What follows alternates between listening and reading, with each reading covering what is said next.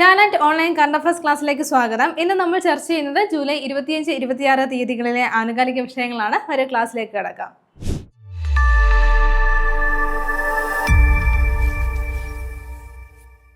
നിങ്ങളെ ഇന്ന് പരിചയപ്പെടുത്തുന്നത് വളരെ പ്രധാനപ്പെട്ട ഒരു പുസ്തകമാണ്. ടാലന്റിന്റെ ഒരു ബുക്കാണ്. നമ്മുടെ കറണ്ട് അഫെയറിന്റെ ബുക്ക് 2026 പുറത്തിറക്കിയിട്ടുള്ള കറണ്ട് അഫെയറിന്റെ ബുക്ക് ഇപ്പോൾ നിങ്ങൾക്ക് വാങ്ങിക്കാനായിട്ട് സാധിക്കുന്നതാണ്. എല്ലാ PSC എക്സാമുകളിലും നമുക്ക് കറണ്ട് അഫെയർ അല്ലെങ്കിൽ ആനുകാലികം എന്ന് പറയുന്നത് വളരെ ഇമ്പോർട്ടൻ്റ് ആണ്. നമുക്ക് മാർക്കൊക്കെ സ്കോർ ചെയ്യാൻ പറ്റുന്ന ഒരു ഏരിയയാണ്. അപ്പോൾ റാങ്ക് മേക്കിംഗ് മാർക്കാണ് എന്ന് തന്നെ പറയാം. കാരണം എല്ലാവർക്കും അതിനെക്കുറിച്ച് കൂടുതൽ അറിവുകൾ ഉണ്ടാകണമെന്നില്ല. അപ്പോൾ ഇത്തരത്തിൽ നിങ്ങൾക്ക് കൂടുതലായിട്ട് കറണ്ട് അഫെയർ മേഖലയിൽ മാർക്ക് സ്കോർ ചെയ്യാൻ വേണ്ടിയിട്ടാണ് ടാലന്റ് അക്കാദമി ഈ ഒരു ബുക്ക് പുറത്തിറക്കിയിട്ടുള്ളത്. നമുക്കറിയാം, നമ്മുടെ ഡെയിലി കറണ്ട് അഫയേഴ്സ് ക്ലാസ്സുകളിലെ ഓരോ ഇമ്പോർട്ടൻറ്റ് പോയിന്റ്സും നിങ്ങൾക്ക് അറിയാവുന്നതാണ്. എല്ലാ പരീക്ഷകളിലും നമ്മുടെ ക്ലാസ്സുകളിൽ നിന്ന് ക്വസ്റ്റ്യൻസ് നമുക്ക് ഉറപ്പാണ്. അപ്പോൾ ആ ഒരു ക്ലാസ് ബേസ് ചെയ്തുകൊണ്ടിട്ടാണ് ഈ ഒരു ബുക്ക് തയ്യാറാക്കിയിട്ടുള്ളത്. നമ്മുടെ ഡെയിലി കറണ്ട് അഫയേഴ്സ് ക്ലാസ്സുകളെ നോട്ടുകളെയൊക്കെ ആസ്പദമാക്കിക്കൊണ്ട് അത് കൂടുതലും മികവോട് കൂടിയിട്ടാണ് ഈ ഒരു ബുക്കിൽ അറേഞ്ച് ചെയ്തിരിക്കുന്നത്. അപ്പോൾ 2026 ടാലന്റിന്റെ കറണ്ട് അഫെയർ ബുക്ക് ഉടൻ തന്നെ നിങ്ങൾ എല്ലാവരും സ്വന്തമാക്കുക. പിന്നെ മറ്റൊരു പ്രത്യേകത എന്ന് പറഞ്ഞാൽ മുൻ വർഷങ്ങളിൽ PSC ചോദിച്ചിട്ടുള്ള കറണ്ട് അഫെയറിന്റെ ക്വസ്റ്റ്യൻസും ഇതിൽ ഇൻക്ലൂഡ് ചെയ്തിട്ടുണ്ട്. അപ്പോൾ അതിലൂടെ എങ്ങനെയാണ് ഏതൊക്കെ ഭാഗത്ത് നിന്ന് കറണ്ട് അഫെയർ വരാൻ സാധ്യതയുണ്ട് എന്നുള്ള കാര്യം നിങ്ങൾക്കൊന്ന് മനസ്സിലാക്കുകയും ചെയ്യും. അപ്പോൾ ഈ ഒരു PYQ കൂടി ഉൾപ്പെടുത്തിക്കൊണ്ട് തയ്യാറാക്കിയിട്ടുള്ളതാണ് ടാലന്റിന്റെ കറണ്ട് അഫെയർ ബുക്ക്. ടാലന്റിന്റെ ഒഫീഷ്യൽ വെബ്സൈറ്റ് വഴിയോ ആമസോൺ, ഫ്ലിപ്കാർട്ട് വഴിയോ അല്ലെങ്കിൽ നിങ്ങളുടെ അടുത്തുള്ള ബുക്ക് സ്റ്റോർ വഴിയോ നിങ്ങൾക്ക് ഈ ബുക്ക് സ്വന്തമാക്കാൻ സാധിക്കുന്നതാണ്. ഉടൻ തന്നെ ഈ ഒരു കറണ്ട് അഫെയർ ബുക്ക് സ്വന്തമാക്കൂ. ഇന്നാണ് നമ്മൾ ചർച്ച ചെയ്യുന്നത് കുറച്ച് അപ്പോയിന്റ്മെന്റുകളാണ്. അപ്പോൾ പോയിന്റ് നോക്കാം. 2026 ജൂലൈയിൽ നീതി ആയോഗിന്റെ പുതിയ CEO ആയി നിയമിതനായത് ആരെന്നാണ് നമ്മൾ നോക്കുന്നത്. നോട്ട് ചെയ്ത് വെക്കുക, അനുരാഗ് ജെയിൻ ആണ്. ആരാണ്? അനുരാഗ് ജെയിൻ ആണ്. അപ്പോൾ 2026 ജൂലൈയിലാണ് ഈ ഒരു അപ്പോയിന്റ്മെന്റ് വന്നിട്ടുള്ളത്. എന്താണ്? നീതി ആയോഗിന്റെ പുതിയ CEO ആയിട്ടാണ് അദ്ദേഹം ചുമതല ഏറ്റിരിക്കുന്നത്. ആരാണെന്ന് പറഞ്ഞു? അനുരാഗ് ജെയിൻ ആണ്. അപ്പോൾ നീതി ആയോഗിന്റെ CEO എന്ന് പറയുന്നത് നമ്മൾ കുറേ നാളുകൾ കൊണ്ട് പഠിച്ചു വെച്ചിരുന്ന ഒരു പേരായിരുന്നു. എന്താണ്? BVR സുബ്രഹ്മണ്യം എന്നുള്ള പേര്. അപ്പോൾ അദ്ദേഹം 2026 അദ്ദേഹത്തിന്റെ കാലാവധി കഴിഞ്ഞിട്ടുണ്ടായിരുന്നു. അത് നമ്മൾ പറഞ്ഞതാണ്. ഇനി അതിനുശേഷം ഈ ഒരു നീതി ആയോഗിന്റെ CEO ആയിട്ട്, ഇടക്കാല CEO ആയിട്ട് ആര് വന്നിരുന്നു? നിധി ചിബർ വന്നിട്ടുണ്ടായിരുന്നു. നിധി ചിബർ അഡീഷണൽ ചാർജോടെ കൂടി നീതി ആയോഗിന്റെ ഇടക്കാല CEO ആയിട്ട് വന്നിട്ടുണ്ടായിരുന്ന ആരാണ്? അത് നിധി ചിബർ ആയിരുന്നു. അപ്പോൾ അതിനുശേഷം ആര് അപ്പോയിന്റ്മെന്റ് ആയിരിക്കുകയാണ്? അനുരാഗ് ജെയിൻ. ആരാണ്? അനുരാഗ് ജെയിൻ ആണെന്നുള്ള കാര്യം ഒന്ന് നോട്ട് ചെയ്യുക. അപ്പോൾ നീതി ആയോഗിന്റെ പുതിയ CEO ആണ്. ഇനി നമ്മൾ പഠിക്കേണ്ട പേരെന്താണ്? അനുരാഗ് ജെയിൻ എന്നുള്ള കാര്യമാണ് നോട്ട് ചെയ്യുക. അപ്പോൾ അദ്ദേഹം മധ്യപ്രദേശിന്റെ ചീഫ് സെക്രട്ടറി ആയിരുന്നു കേട്ടോ. മധ്യപ്രദേശിന്റെ ചീഫ് സെക്രട്ടറി സ്ഥാനം വഹിക്കുന്ന വ്യക്തിയായിരുന്നു അദ്ദേഹമാണ് ഇപ്പോൾ നീതി ആയോഗിന്റെ CEO ആയിട്ട് ചുമതലയേറ്റിരിക്കുന്നത്. ഇനി നീതി ആയോഗ് എന്നാണ് വന്നത് എന്നുള്ള കാര്യം നമുക്കറിയാവുന്നതാണ്. 2015 നീതി ആയോഗ് നിലവിൽ വന്നത്. നമുക്കറിയാം, ആസൂത്രണ കമ്മീഷന് പകരമായിട്ട് വന്നിട്ടുള്ള ഒരു സ്ഥാപനമാണ് നീതി ആയോഗ്. നീതി ആയോഗിന്റെ ചെയർമാൻ ആരാണെന്ന് നമുക്കറിയാവുന്നതാണ്. ആരാണ് നീതി ആയോഗിന്റെ ചെയർമാൻ? എപ്പോഴും പ്രധാനമന്ത്രി ആയിരിക്കും. നരേന്ദ്രമോദിയാണ് നിലവിലെ ചെയർമാൻ എന്ന് പറയുന്നത്. ഇതുവരെ നീതി ആയോഗിന്റെ ചെയർമാൻ ആരാണ് ആയിട്ടുള്ളത്? അത് നരേന്ദ്രമോദി മാത്രമാണ് ആയിട്ടുള്ളത്. ഓക്കെ, അങ്ങനെയാണെങ്കിൽ ആരാണ് വൈസ് ചെയർമാൻ? ആരാണ് നീതി ആയോഗിന്റെ വൈസ് ചെയർമാൻ? അത് നിങ്ങൾക്കുള്ള ഒരു ക്വസ്റ്റ്യൻ ആണ്. നിങ്ങൾ അതൊന്ന് കമന്റ് ചെയ്യുക. കാരണം റീസെന്റ് ആണ് നീതി ആയോഗിന്റെ വൈസ് ചെയർമാൻ അപ്പോയിന്റ്മെന്റ് ആയിട്ടുണ്ടായിരുന്നത്. അത് ആരാണെന്ന് നിങ്ങളൊന്ന് കമന്റ് ചെയ്യുക. അപ്പൊ നമ്മൾ നോക്കിയത് CEO ആരാണെന്ന് നോക്കി. അനുരാഗ് ജെയിൻ ആണ്. അദ്ദേഹം മധ്യപ്രദേശിന്റെ ചീഫ് സെക്രട്ടറി സ്ഥാനം വഹിച്ചുകൊണ്ടിരുന്ന ഒരു വ്യക്തിയാണ്. ഇപ്പോൾ നീതി ആയോഗിന്റെ പുതിയ CEO ആയിട്ട് അപ്പോയിന്റ്മെന്റ് ആയിരിക്കുകയാണ്. അടുത്ത നമ്മൾ വീണ്ടും ഒരു അപ്പോയിന്റ് നോക്കിയാണ്. 2026 ജൂലൈയിൽ സാമ്പത്തിക സാമൂഹിക കൗൺസിലിന്റെ, അതായത് ECOSOCയുടെ 82ാമത് പ്രസിഡന്റായി തിരഞ്ഞെടുക്കപ്പെട്ടത് ആരെന്നാണ് നോക്കുന്നത്. ഓർത്തു വെക്കുക, അമർ ബെൻജാമയാണ്. ആരാണ്? അമർ ബെൻജാമയാണ് ഈ ഒരു പോസ്റ്റിലേക്ക് അപ്പോയിന്റ്മെന്റ് ആയിരിക്കുന്നത്. എന്താണെന്ന് പറഞ്ഞു? സാമ്പത്തിക സാമൂഹിക കൗൺസിലിന്റെ 82ാമത് പ്രസിഡന്റ് ആയിട്ടാണ് അദ്ദേഹം തിരഞ്ഞെടുക്കപ്പെട്ടിട്ടുള്ളത്. അതായത് 2026-27 വർഷത്തേക്ക് വേണ്ടിയിട്ടുള്ള ഈ ഒരു കൗൺസിലിന്റെ പ്രസിഡന്റ് ആയിട്ടാണ് അദ്ദേഹം തിരഞ്ഞെടുക്കപ്പെട്ടിട്ടുള്ളത്. 2026-27 സെഷന് വേണ്ടിയിട്ടുള്ള പ്രസിഡന്റ് ആയിട്ടാണ് അദ്ദേഹം തിരഞ്ഞെടുക്കപ്പെട്ടത്. അപ്പോൾ നമ്മൾ ഇവിടെ പറഞ്ഞു എന്താണ്? എക്കോസോക്ക്. ഇതിന്റെ ഫുൾ ഫോം എന്താണെന്ന് കൂടി ഒന്ന് നോട്ട് ചെയ്ത് വെക്കുക. ഇനി അതിനുപരിയായിട്ട് ഇതെന്താണ്? ഈ ഒരു സംഘടന എന്ന് പറയുന്നത് UN-ന്റെ ഒരു സംഘടന തന്നെയാണ്. UN-ന്റെ ഒരു പ്രത്യേക സമിതി തന്നെയാണ് ഈ ഒരു എക്കോസോക്ക് എന്ന് പറയുന്നത്, അല്ലെങ്കിൽ സാമ്പത്തിക സാമൂഹിക കൗൺസിൽ എന്ന് പറയുന്നത്. അതിന്റെ ഫുൾ ഫോം എന്താണെന്ന് കൂടി ഒന്ന് നോട്ട് ചെയ്ത് വെക്കുക. എക്കണോമിക് ആൻഡ് സോഷ്യൽ കൗൺസിൽ എന്നാണ്. UN economic and social council എന്നാണ് എക്കോസോക്കിന്റെ ഫുൾ ഫോം വരുന്നത്. അപ്പോൾ നമ്മൾ പറഞ്ഞത് 82ാമത് പ്രസിഡന്റ് ആയിട്ട് തിരഞ്ഞെടുക്കപ്പെട്ടത് ആരെന്ന് പറഞ്ഞു? അമർ ബെൻജാമയാണെന്നുള്ള കാര്യം പറഞ്ഞു. അദ്ദേഹം ഒരു അൾജീരിയൻ നയതന്ത്രജ്ഞനാണ് എന്നുള്ള കാര്യം കൂടി ഒന്ന് നോട്ട് ചെയ്ത് വെക്കുക. അമർ എന്താണ്, അദ്ദേഹം എന്താണ് ഒരു അൾജീരിയൻ നയതന്ത്രജ്ഞൻ കൂടിയാണ്. ഇനി നമ്മൾ പറഞ്ഞ ഈ ഒരു കൗൺസിൽ, സാമ്പത്തിക സാമൂഹിക കൗൺസിൽ, അതെന്താണെന്ന് നമ്മൾ പറഞ്ഞു, UN-ന്റെ ഒരു സമിതിയാണ്. അപ്പോൾ എന്താണ് അവിടെ പ്രാധാന്യം നൽകുന്നത്? നമ്മുടെ ലോകത്താകമാനമുള്ള എന്താണ് സാമ്പത്തിക സാമൂഹിക പാരിസ്ഥിതിക പ്രശ്നങ്ങൾ പരിഹരിക്കുന്നതിന് വേണ്ടിയിട്ടും അതിനുള്ള സമാധാനപരമായിട്ടുള്ള കാര്യങ്ങളൊക്കെ സ്വീകരിക്കുന്നതിന് വേണ്ടിയിട്ടുമാണ് ഈ ഒരു സംഘടന നിലകൊള്ളുന്നത്. എത്ര അംഗരാജ്യങ്ങളാണ് ഇതിലുള്ളതെന്ന് എന്നുള്ള കാര്യം കൂടി ഒന്ന് നോട്ട് ചെയ്ത് വെക്കുക. 54 രാജ്യങ്ങളാണ് എന്താണ് ഈ ഒരു സംഘടനയിൽ എന്താണ് അല്ലെങ്കിൽ ഈ ഒരു സഭയിൽ എന്താണ് അംഗങ്ങളായിട്ടുള്ളത്. അങ്ങനെയാണെങ്കിൽ ഇതിന്റെ ആസ്ഥാനം എവിടെയാണ്? ന്യൂയോർക്ക് സിറ്റിയാണ്. ന്യൂയോർക്ക് സിറ്റിയാണ് എന്താണ് എക്കോസോക്കിന്റെ ആസ്ഥാനമായിട്ട് വരുന്നത്. ഓക്കെ, അപ്പോൾ ഇത്തരം കാര്യങ്ങളൊന്ന് പഠിച്ചു വെക്കുക. ഇനി നമുക്ക് അടുത്ത പോയിന്റ് നോക്കാം. അടുത്ത നമ്മൾ നോക്കുന്ന പോയിന്റ് ഇതാണ്. 2026 ജൂലൈയിൽ അന്താരാഷ്ട്ര ചെസ് ഫെഡറേഷന്റെ ഇടക്കാല പ്രസിഡന്റായി നിയമിതനായത് ആരെന്നാണ് നോക്കുന്നത്. നോട്ട് ചെയ്ത് വെക്കുക, വിശ്വനാഥൻ ആനന്ദാണ്. ആരാണ്? വിശ്വനാഥൻ ആനന്ദാണ് ഈ ഒരു പോസ്റ്റിലേക്ക് വന്നിട്ടുള്ളത്. എന്താണ്? അന്താരാഷ്ട്ര ചെസ് ഫെഡറേഷന്റെ, അതായത് ഫിഡയുടെ എന്താണ് ഫിഡ എന്നുള്ള സംഘടന നമുക്കറിയാവുന്നതാണ്, ചെസ്സിന്റെ ഒരു അന്താരാഷ്ട്ര സംഘടനയാണ്. അപ്പോൾ ഈ ഒരു സംഘടനയുടെ ഇടക്കാല പ്രസിഡന്റായിട്ട് നിയമിതനായത് ആരെന്നാണ് നോക്കുന്നത്. ഇന്ത്യക്കാരനായിട്ടുള്ള വിശ്വനാഥൻ ആനന്ദാണ് ഈ ഒരു പോസ്റ്റിലേക്ക് വന്നിട്ടുള്ളത്. അപ്പോൾ ഇതിനു മുമ്പ് ഫിഡയുടെ എന്താണ് പ്രസിഡന്റ് ആരായിരുന്നു എന്നുള്ള കാര്യം കൂടി ഒന്ന് നോട്ട് ചെയ്ത് വെക്കുക. അർക്കാഡി ഡോർക്കോവിച്ച് ആണ്. ആരാണെന്ന് നോട്ട് ചെയ്ത് വെക്കുക. അർക്കാഡി എന്താണ്? അർക്കാഡി ഡോർക്കോവിച്ച് ആണ്. കോവിച്ചാണെന്നാണ് ഈ ഒരു പൊസിഷൻ വഹിച്ചിട്ടുണ്ടായിരുന്നത്. അപ്പോൾ അദ്ദേഹത്തിന് ശേഷം ആരാണ് ഇടക്കാല പ്രസിഡന്റായിട്ട് നിയമിതനായിരിക്കുന്നത്? അത് വിശ്വനാഥൻ ആനന്ദാണ്. അപ്പോൾ നമ്മൾ പറഞ്ഞു ഇതിനു മുമ്പ് പ്രസിഡന്റ് ആയിരുന്നത് ആരാണ്? അർക്കാഡി ഡോക്കോവിച്ച് ആയിരുന്നു എന്നുള്ള കാര്യം നമ്മൾ പറഞ്ഞു. അദ്ദേഹം താൽക്കാലികമായിട്ട് സ്വയമേ എന്താണ് ഈ ഒരു പൊസിഷനിൽ നിന്ന് മാറി നിൽക്കുകയാണ്. അതായത് സ്വയമേ ഈ ഒരു പദവിയിൽ നിന്ന് മാറിയതാണ്, താൽക്കാലികമായിട്ടാണ് മാറിയിരിക്കുന്നത്. ഇതിനുള്ള കാരണം എന്താണ്? അടുത്തിടെ യൂറോപ്യൻ യൂണിയൻ പുറത്തുവിട്ടിട്ടുണ്ടായിരുന്ന ഒരു പട്ടികയുണ്ട്, ഉപരോധ പട്ടിക എന്ന് പറയുന്നത്. അപ്പോൾ ഈ ഒരു യൂറോപ്യൻ യൂണിയൻ അടുത്തിടെ പുറത്തുവിട്ട ഉപരോധ പട്ടികയിൽ അദ്ദേഹത്തിന്റെ പേരും ഉൾപ്പെട്ടിട്ടുണ്ടായിരുന്നു. അപ്പോൾ ഇതുകൊണ്ടാണ് അദ്ദേഹം എന്താണ് സ്വയമേ ഈ ഒരു പദവിയിൽ നിന്ന് താൽക്കാലികമായിട്ട് മാറി നിൽക്കുന്നത്. അപ്പോൾ അതുകൊണ്ടാണ് എന്താണ് ഇടക്കാല പ്രസിഡന്റായിട്ട് ആര് വന്നിരിക്കുന്നത്? വിശ്വനാഥൻ ആനന്ദ് ഈ ഒരു പോസ്റ്റിലേക്ക് വന്നിട്ടുള്ളത്. അപ്പോൾ നമ്മൾ പറയേണ്ട മറ്റൊരു പ്രത്യേകത കൂടിയുണ്ട് ഇവിടെ. എന്താണ്? ആദ്യമായിട്ടാണ് ഒരു ഇന്ത്യക്കാരൻ എന്താണ് ഇടക്കാല പ്രസിഡന്റായിട്ട്, അതായത് ഫിഡയുടെ ഇടക്കാല പ്രസിഡന്റായിട്ട് അപ്പോയിന്റ്മെന്റ് ആവുന്നത്. അപ്പോൾ 5 തവണ എന്താണ് ലോക ചാമ്പ്യൻ ആയിട്ടുള്ള ഒരു വ്യക്തി കൂടിയാണ് വിശ്വനാഥൻ ആനന്ദ് എന്നുള്ള കാര്യം ഒന്ന് നോട്ട് ചെയ്ത് വെക്കുക. ഇനി നമ്മൾ പറഞ്ഞു ഈ ഒരു അന്താരാഷ്ട്ര സംഘടന ഫിഡെ എന്നുള്ള ഈ ഒരു ചെസ്സിന്റെ അന്താരാഷ്ട്ര സംഘടന, ഈ ഒരു സംഘടനയുടെ ആസ്ഥാനം എവിടെയാണ്? ലൊസൈൻ ആണ്. എന്താണ്? ലൊസൈൻ ആണ് ആസ്ഥാനം വരുന്നത്. സ്വിറ്റ്സർലാൻഡിലെ ലൊസൈൻ ആണ് ആസ്ഥാനമായിട്ട് വരുന്നത്. ഇനി എന്നാണ് അന്താരാഷ്ട്ര ചെസ് ദിനം എന്നുള്ള കാര്യം കൂടി ഒന്ന് നോട്ട് ചെയ്ത് വെക്കുക. ജൂലൈ 20 ജൂലൈ 20 എല്ലാ വർഷവും അന്താരാഷ്ട്ര ചെസ് ദിനമായിട്ട് നമ്മൾ ആചരിക്കുന്നത്. അപ്പോൾ നമ്മളിപ്പോൾ നോക്കിയ അപ്പോയിന്റ്മെന്റ് ഇതായിരുന്നു. 2026 ജൂലൈയിൽ അന്താരാഷ്ട്ര ചെസ് ഫെഡറേഷന്റെ ഇടക്കാല പ്രസിഡന്റായിട്ട് നിയമിതനായത് ആരാണ്? വിശ്വനാഥൻ ആനന്ദാണ്. അടുത്ത പോയിന്റ് നമുക്ക് നോക്കാം. 2026 ജൂലൈയിൽ ഇൻഫോസിസ് CEO ആയി തിരഞ്ഞെടുക്കപ്പെട്ടത് ആരെന്നാണ്. എന്താണ്? ഇൻഫോസിസിന്റെ CEO ആയിട്ട് അടുത്തിടെ തിരഞ്ഞെടുക്കപ്പെട്ടത് ആരെന്നാണ് നോക്കുന്നത്. നോട്ട് ചെയ്ത് വെക്കുക. ആശിഷ് കുമാർ ഡാഷ് ആണ്. ആരാണ്? ആശിഷ് കുമാർ ഡാഷ് ആണെന്നാണ് ഈ ഒരു പോസ്റ്റിലേക്ക് വന്നിട്ടുള്ളത്. എന്താണ്? CEO ആയിട്ടാണ് തിരഞ്ഞെടുക്കപ്പെട്ടിട്ടുള്ളത്. 2026 ജൂലൈയിലാണ് അദ്ദേഹം ഇൻഫോസിസിന്റെ CEO ആയിട്ട് തിരഞ്ഞെടുക്കപ്പെട്ടത്. എന്നാൽ അദ്ദേഹത്തിന്റെ നിയമനം പ്രാബല്യത്തിൽ വരുന്നത് 2027 ഏപ്രിൽ 1 മുതലായിരിക്കും. 2027 ഏപ്രിൽ 1 മുതലായിരിക്കും അദ്ദേഹത്തിന്റെ നിയമനം എന്താണ് പ്രാബല്യത്തിൽ വരുന്നത്. നിലവിലെ ഇൻഫോസിസിന്റെ CEO ആരാണ്? സലിൽ പരേഖാണ്. അപ്പോൾ അദ്ദേഹത്തിന്റെ കാലാവധി അവസാനിച്ചതിന് ശേഷം 2027 എന്താണ് ആശിഷ് കുമാർ ഡാഷ് എന്നാണ് ഈ ഒരു CEO പൊസിഷനിലേക്ക് നിയമിതനാവുന്നത്. അപ്പോൾ ഇപ്പോൾ തിരഞ്ഞെടുക്കപ്പെട്ടിട്ടുണ്ട്. 2026 ജൂലൈയിലാണ് അദ്ദേഹം എന്താണ് ഇൻഫോസിസിന്റെ CEO ആയിട്ട് തിരഞ്ഞെടുക്കപ്പെട്ടത്.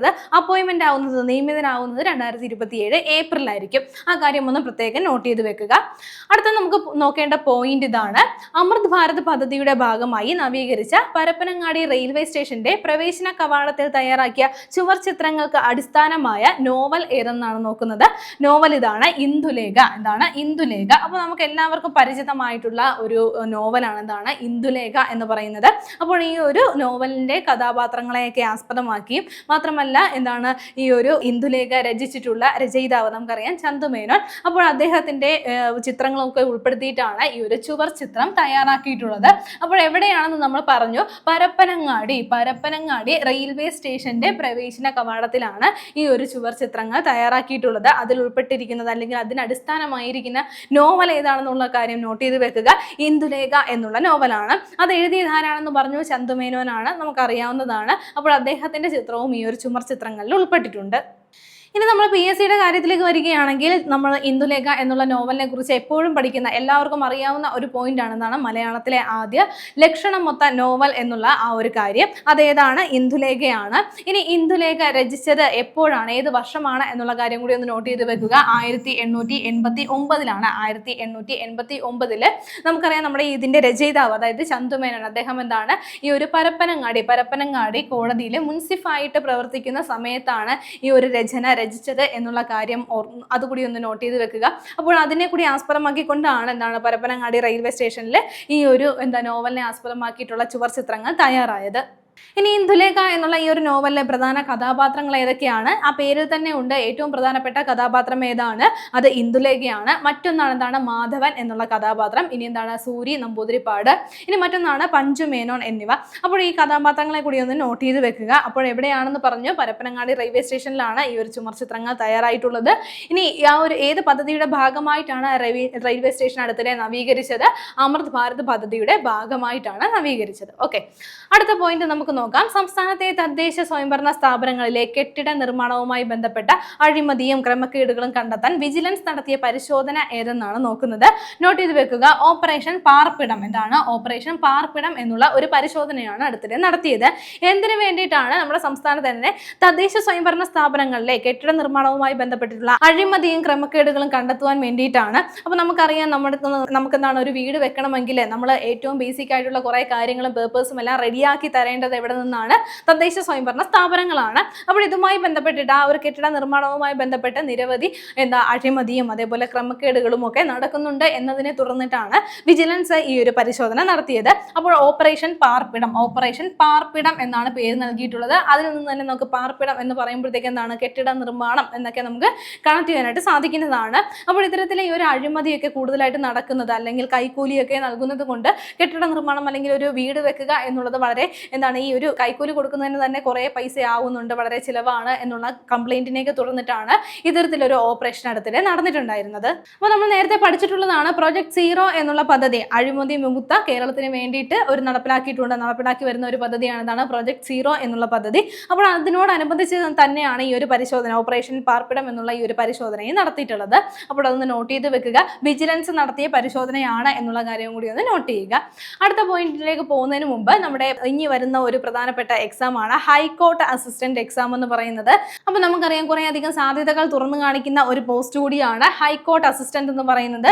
വളരെ നല്ലൊരു ജോലിയാണ്. അപ്പോൾ ഈ ഒരു എക്സാമിന് വേണ്ടിയിട്ട് നിങ്ങൾക്ക് തയ്യാറെടുക്കാൻ വേണ്ടിയിട്ടാണ് ടാലന്റ് ഈ ഒരു ബുക്ക് തയ്യാറാക്കിയിട്ടുള്ളത്. ഈ ഒരു ബുക്കിന്റെ പ്രത്യേകത എന്ന് പറഞ്ഞാൽ ഈ ഒരു ബുക്കിൽ concept with detailed approach and examples കൊടുത്തിട്ടുണ്ട്. അതേപോലെ മുൻവർഷ ചോദ്യങ്ങൾ കൊടുത്തിട്ടുണ്ട്. ഇനി ഒബ്ജക്റ്റീവ് ജനറൽ നോളജും ജനറൽ ഇംഗ്ലീഷും അതേപോലെ ഡിസ്ക്രിപ്റ്റീവ് ഇംഗ്ലീഷും എസ്സേ അതേപോലെ ലെറ്റർ റൈറ്റിംഗ് തുടങ്ങിയിട്ടുള്ള കാര്യങ്ങളും ഒക്കെ ഈ ഒരു ബുക്കിൽ ഉൾപ്പെടുത്തിയിട്ടുണ്ട്. അപ്പോൾ ഈ ബുക്ക് ഉടൻ തന്നെ നിങ്ങൾക്ക് സ്വന്തമാക്കുക. വന്നാൽ ഉടനെ തന്നെ എന്താണ് സോൾഡ് ഔട്ട് ആവുന്ന ഒരു ബുക്ക് കൂടിയാണ്. അതുകൊണ്ട് ഇതിന്റെ പ്രീ ബുക്കിംഗ് ഇപ്പോൾ ആരംഭിച്ചിരിക്കുകയാണ്. നിങ്ങൾക്ക് എന്താണ് പ്രീ ബുക്കിങ്ങിന് വേണ്ടിയിട്ട് കോപ്പീസ് എന്താണ് ഇപ്പോൾ തന്നെ ഓർഡർ ചെയ്യാവുന്നതാണ്. ഇതുമായി ബന്ധപ്പെട്ട കൂടുതൽ വിവരങ്ങൾക്ക് ഈ ഒരു നമ്പറിൽ കോൺടാക്ട് ചെയ്താൽ മതി. 7593985757 എന്നുള്ള ഈ ഒരു നമ്പറിൽ കോൺടാക്ട് ചെയ്താൽ മതി. നമ്മുടെ പോയിന്റിലേക്ക് തിരികെ വരാം. സംസ്ഥാനത്തെ ടൂറിസം കേന്ദ്രങ്ങളെ കൂടുതൽ സ്ത്രീ സൗഹൃദവും സുരക്ഷിതവുമാക്കുന്നതിനായി വിനോദസഞ്ചാര വകുപ്പ് ആരംഭിക്കുന്ന പദ്ധതി ഏതെന്നാണ് നോക്കുന്നത്. പദ്ധതി ഇതാണ് ഗ്രീൻ മാർഷൽ. എന്താണ് ഗ്രീൻ മാർഷൽ എന്നുള്ള പദ്ധതിയാണ്. അപ്പോൾ പദ്ധതി എന്തിനു വേണ്ടിയിട്ടാണെന്ന് പറഞ്ഞു? നമ്മുടെ സംസ്ഥാനത്തെ ടൂറിസം കേന്ദ്രങ്ങളെ കൂടുതൽ സ്ത്രീ സൗഹൃദവും അതേപോലെ സുരക്ഷിതവുമാക്കുന്നതിന് വേണ്ടിയിട്ടാണ് എന്താണ് വിനോദസഞ്ചാര വകുപ്പാണ് കേട്ടോ. വിനോദസഞ്ചാര വകുപ്പാണ് ഈ ഒരു പദ്ധതി ആരംഭിക്കുന്നത്.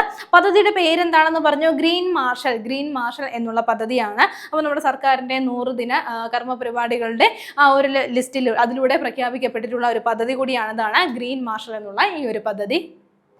ആദ്യഘട്ടത്തിൽ ഈ ഒരു പദ്ധതി ഫോർട്ട് കൊച്ചി, മൂന്നാർ, കോവളം എന്നീ മേഖലകളിലാണ് നടത്തുവാനായിട്ട് ഉദ്ദേശിച്ചിരിക്കുന്നത്. അതേപോലെ തന്നെ ഈ പദ്ധതിയുടെ ലക്ഷ്യം എന്താണെന്നൊന്ന് മനസ്സിലാക്കി വെക്കുക. നമ്മുടെ ടൂറിസം കേന്ദ്രങ്ങളിലൊക്കെ എന്താണ് സ്ത്രീ സുരക്ഷയും അതേപോലെ തന്നെ എന്താണ് ശുചിത്വവും ഇനി പരിസര ബോധവും ഒക്കെ അവബോധവും ഒക്കെ ഉണർത്തുന്നതിന് വേണ്ടിയിട്ടാണ് ഈ ഒരു പദ്ധതി ലക്ഷ്യമിടുന്നത്. ഇനി നമുക്ക് പഠിക്കേണ്ടത് എന്താണ് വിനോദസഞ്ചാര വകുപ്പാണ് പദ്ധതി നടപ്പിലാക്കുന്നതെന്ന് പറഞ്ഞു. അങ്ങനെയാണെങ്കിൽ വിനോദസഞ്ചാര വകുപ്പ് മന്ത്രി ആരാണെന്ന് കൂടി ഒന്ന് നോട്ട് ചെയ്ത് വെക്കുക. PC വിഷ്ണുനാഥാണ്. ആരാണ്? PC വിഷ്ണുനാഥാണ് വിനോദസഞ്ചാര വകുപ്പ് മന്ത്രി എന്നുള്ള കാര്യം നോട്ട് ചെയ്യുക. അടുത്ത നമ്മൾ നോക്കുന്ന പോയിന്റ് ഇതാണ്. KSRTCയുമായി ബന്ധപ്പെട്ട് വിവരങ്ങൾ അറിയുവാനും പരാതികൾ അറിയിക്കുവാനുമുള്ള പുതിയ ടോൾ ഫ്രീ നമ്പർ ഏതെന്നാണ്. നോട്ട് ചെയ്ത് വെക്കുക. 149 ആണ്. ഏതാണ്? 149 ആണ്. അപ്പോൾ അതാണ് ഇനി മുതൽ 24 മണിക്കൂറും എന്ത് പരാതികളായിക്കോട്ടെ, എന്ത് കാര്യങ്ങൾ അറിയാനായിക്കോട്ടെ, നിങ്ങൾക്ക് എന്താണ് ഈ ഒരു നമ്പറിൽ കോൺടാക്ട് ചെയ്യാവുന്നതാണ്. KSRTCയുടെ പുതിയ ഈ ഒരു ടോൾ ഫ്രീ നമ്പർ ഏതാണെന്ന് നോട്ട് ചെയ്ത് വെക്കുക. 149 ആണ്. ഇതിനു വേണ്ടിയിട്ട് 24 മണിക്കൂറും പ്രവർത്തിക്കുന്ന എന്താണ് ഈ ഒരു ടോൾ ഫ്രീ കോളിംഗ് സെന്ററും കൂടി എന്താണ് KSRTC ആരംഭിച്ചിരിക്കുകയാണ്. എന്തിനു വേണ്ടിയിട്ടാണെന്ന് പറഞ്ഞു. ഇനി KSRTCയുമായി ബന്ധപ്പെട്ടിട്ടുള്ള എല്ലാ വിവരങ്ങളും, ഏതൊക്കെ വിവരങ്ങളാണോ എന്തായിക്കോട്ടെ അതൊക്കെ അറിയുവാനും എന്തെങ്കിലും പരാതികൾ ഉണ്ടെങ്കിൽ അതൊക്കെ അറിയിക്കുവാനും വേണ്ടിയിട്ടാണ് ഈ ഒരു ടോൾ ഫ്രീ നമ്പർ കൊണ്ടുവന്നിരിക്കുന്നത്. നമ്പർ ഏതാണെന്ന് ഓർത്തു വെക്കുക. 149 അല്ലെങ്കിൽ 149 ആണ്. അടുത്ത പോയിന്റിലേക്ക് നോക്കാം.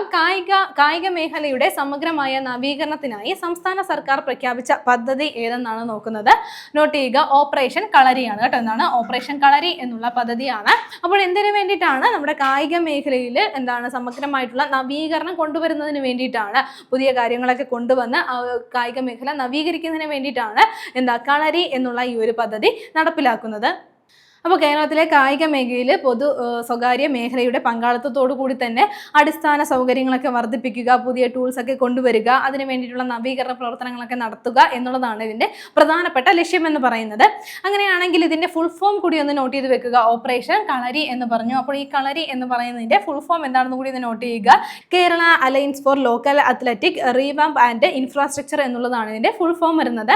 അപ്പോൾ ഈ ഒരു കായിക മേഖലയുടെ സമഗ്രമായിട്ടുള്ള നവീകരണത്തിനാണെന്ന് പറഞ്ഞു. അപ്പോൾ ഇതിൽ നമ്മൾ പഠിക്കേണ്ട മറ്റൊരു പ്രധാനപ്പെട്ട പോയിന്റ് ആണ് നമ്മുടെ നിലവിലെ കായിക വകുപ്പ് മന്ത്രി ആരാണെന്ന്. അതുകൂടി ഒന്ന് നോട്ട് ചെയ്ത് വെക്കുക. ആരാണെന്ന് നോട്ട് ചെയ്യുക. OJ ജനീഷ് ആണ് കേട്ടോ. OJ ജനീഷ് ആണ് എന്താണ് നമ്മുടെ നിലവിലെ എന്താണ് കായിക വകുപ്പ് മന്ത്രി എന്നുള്ള കാര്യം ഒന്ന് നോട്ട് ചെയ്യുക. ഇനി നമ്മൾ നോക്കുന്ന പോയിന്റ് ഇതാണ്. ആഗോളതലത്തിൽ ഏറ്റവും കൂടുതൽ വൈദ്യുതീകരിക്കപ്പെട്ട റെയിൽവേ സംവിധാനമുള്ള രാജ്യങ്ങളിൽ 2ാം സ്ഥാനത്തുള്ള രാജ്യം ഏതെന്നാണ്. നോട്ട് ചെയ്ത് വെക്കാം. ഇന്ത്യ ആണ് കേട്ടോ. ഇന്ത്യയാണെന്നാണ് 2ാം സ്ഥാനത്തുള്ളത്. 99.6% എന്താണ് ഇന്ത്യയിലെ റെയിൽവേ സംവിധാനം വൈദ്യുതീകരിക്കപ്പെട്ടു എന്നുള്ളതാണ് ഈ ഒരു റിപ്പോർട്ട് പ്രകാരം പറയുന്നത്. ഈ ഒരു റിപ്പോർട്ട് പുറത്തുവിട്ടത് ആരാണെന്ന് കൂടി ഒന്ന് നോട്ട് ചെയ്യുക. ഇന്റർനാഷണൽ യൂണിയൻ ഓഫ് റെയിൽവേ ആണ് ഈ ഒരു റിപ്പോർട്ട് പുറത്തുവിട്ടത്. എന്നാൽ ഈ ഒരു റിപ്പോർട്ട് 2025 ജൂണിൽ പുറത്തുവിട്ട ഒരു റിപ്പോർട്ടാണ്. ഇപ്പോൾ നമ്മൾ ഇത് പറയാനുള്ള കാരണം എന്താണെന്ന് പറഞ്ഞാൽ 2026 ജൂലൈയിൽ, അതായത് കഴിഞ്ഞൊരു ദിവസം നടന്നിട്ടുണ്ടായിരുന്ന ലോക്സഭയുടെ സമ്മേളനത്തിൽ നമ്മുടെ റെയിൽവേ മന്ത്രിയായിട്ടുള്ള അശ്വിനി വൈഷ്ണവ് എന്താണ് ഈ ഒരു റിപ്പോർട്ടിനെ പറ്റി പരാമർശിക്കുകയുണ്ടായിരുന്നു. അപ്പോൾ അതിലെന്താണ് പറയുന്നത്? നമ്മുടെ ലോകത്ത്, അതായത് ആഗോളതലത്തിൽ ഏറ്റവും കൂടുതൽ വൈദ്യുതീകരിക്കപ്പെട്ടുള്ള റെയിൽ സംവിധാനമുള്ള രാജ്യങ്ങളിൽ ഇന്ത്യക്ക് 2ാം സ്ഥാനമുണ്ട് എന്നുള്ള കാര്യം അദ്ദേഹം പരാമർശിക്കുകയുണ്ടായി.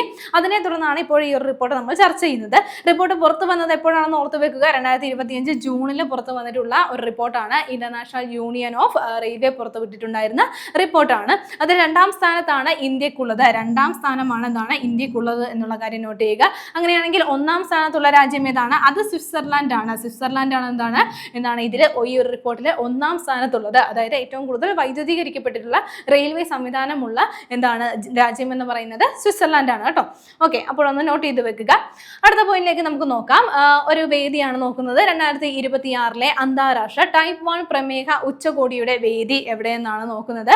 നോട്ട് ചെയ്യുക. ജോധ്പൂർ ആണ് കേട്ടോ. ജോധ്പൂർ ആണെന്നാണ് ഇതിന്റെ വേദിയായിട്ട് വരുന്നത്. 2026 അന്താരാഷ്ട്ര ടൈപ്പ് 1 പ്രമേഹ ഉച്ചകോടിയുടെ വേദിയാണ്. ജോധ്പൂരാണ്. രാജസ്ഥാനിലെ ജോധ്പൂരിൽ വെച്ചിട്ടാണ് നടക്കുന്നത്. അപ്പോൾ ഇത് ടൈപ്പ് 1 പ്രമേഹ ഉച്ചകോടിയാണെന്ന് പറഞ്ഞു. അപ്പോൾ നമുക്കറിയാവുന്നതാണ് പ്രമേഹം ടൈപ്പ് 1, ടൈപ്പ് 2 എന്നൊക്കെ ഉണ്ട്. അപ്പോൾ അത്തരത്തിൽ അന്താരാഷ്ട്ര ടൈപ്പ് 1 പ്രമേഹ ഉച്ചകോടിയുടെ വേദിയാണെന്നാണ് ജോധ്പൂർ എന്നുള്ള കാര്യം ഒന്ന് നോട്ട് ചെയ്യുക. രാജസ്ഥാനിലെ ജോധ്പൂരാണ് ഈ ഒരു ഉച്ചകോടിക്ക് വേദിയാവുന്നത്. അടുത്ത നമ്മൾ നോക്കുന്ന പോയിന്റ് ഇതാണ്. അടുത്തിടെ രാജിവെച്ച റെയിൽവേ സഹമന്ത്രി ആരെന്നാണ് നോക്കുന്നത്. അപ്പോൾ ഒന്ന് നോട്ട് ചെയ്ത് വെക്കുക. രവ്നീത് സിംഗ് ബിട്ടു ആണ്. ആരാണ്? രവ്നീത് സിംഗ് ബിട്ടു ആണ്. അപ്പോൾ അദ്ദേഹം റെയിൽവേ സഹമന്ത്രി സഹമന്ത്രിയാണെന്ന് പറഞ്ഞു. മാത്രമല്ല ഭക്ഷ്യ സംസ്കരണ വ്യവസായ സഹമന്ത്രി കൂടിയാണ് ആരാണ്? രവ്നീത് സിംഗ് ബിട്ടു എന്നുള്ള കാര്യം നോട്ട് ചെയ്യുക. ഇനി അദ്ദേഹം രാജസ്ഥാനിൽ നിന്നുള്ള രാജ്യസഭ അംഗമായിരുന്നു എന്നുള്ള കാര്യവും കൂടി ഒന്ന് നോട്ട് ചെയ്യുക. രാജസ്ഥാനിൽ നിന്നുള്ള രാജ്യസഭ അംഗമായിരുന്നു അദ്ദേഹം. അപ്പോൾ രാജ്യസഭ MP എന്നുള്ള നിലയിൽ അദ്ദേഹത്തിന്റെ കാലാവധി ജൂണിൽ അവസാനിച്ചിട്ടുണ്ടായിരുന്നു. അപ്പോൾ നിലവിൽ അദ്ദേഹം രാജിവെച്ചിരിക്കുകയാണ്. അപ്പോൾ നമ്മൾ പറഞ്ഞു റെയിൽവേ അതേപോലെ ഭക്ഷ്യ സംസ്കരണ വ്യവസായ സഹമന്ത്രിയായിരുന്നു. അത് ആരാണ്? രവ്നീത് സിംഗ് ബിട്ടു എന്നുള്ള കാര്യം കാര്യം ഒന്ന് നോട്ട് ചെയ്യുക. അദ്ദേഹം രാജിവെച്ചത് 2026 ജൂലൈയിലാണ്. അടുത്ത നമ്മുടെ പോയിന്റ് ഇതാണ്. ബംഗ്ലാദേശ് പ്രസിഡന്റ് എന്താണ് മുഹമ്മദ് ഷഹാബുദ്ദീൻ രാജിവെച്ചു എന്നുള്ള കാര്യമാണ്. അപ്പോൾ ബംഗ്ലാദേശിന്റെ പ്രസിഡന്റ് ആയിരുന്നത് ആരായിരുന്നു? മുഹമ്മദ് ഷഹാബുദ്ദീൻ ആണ്. അപ്പോൾ അദ്ദേഹം എന്താണ് അദ്ദേഹത്തിന്റെ സ്ഥാനം രാജിവെച്ചു.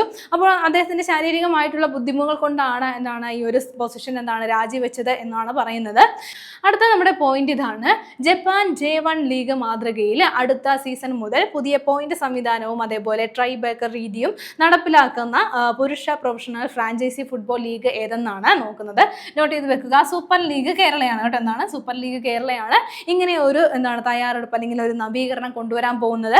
എന്താണ് അടുത്ത സീസൺ മുതൽ പുതിയ പോയിന്റ് സംവിധാനവും അതേപോലെ ട്രൈ ബേക്കർ രീതിയും ഒക്കെ എന്താണ് നടപ്പിലാക്കാനായിട്ട് പോവുകയാണ്. അപ്പോൾ അതിന് വേണ്ടിയിട്ട് ഏത് മാതൃകയാണ് അവർ തിരഞ്ഞെടുത്തിരിക്കുന്നത് എന്താണ് സൂപ്പർ ലീഗ് കേരള തിരഞ്ഞെടുത്തിരിക്കുന്നത് എന്നുള്ള കാര്യം പ്രത്യേകം ഒന്ന് നോട്ട് ചെയ്ത് വെക്കുക.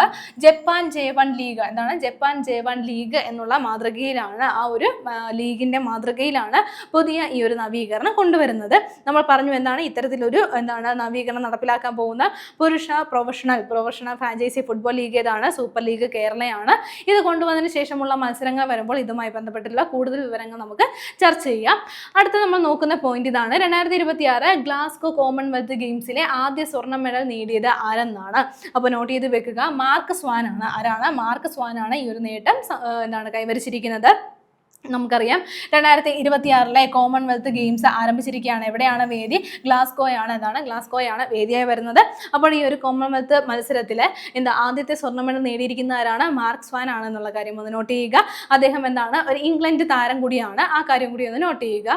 ഇനി അദ്ദേഹം ഈ ഒരു നേട്ടം കൈവരിച്ചത് പുരുഷന്മാരുടെ ലൈറ്റ് വെയിറ്റിംഗ് പവർ ലിഫ്റ്റിംഗിലാണ്.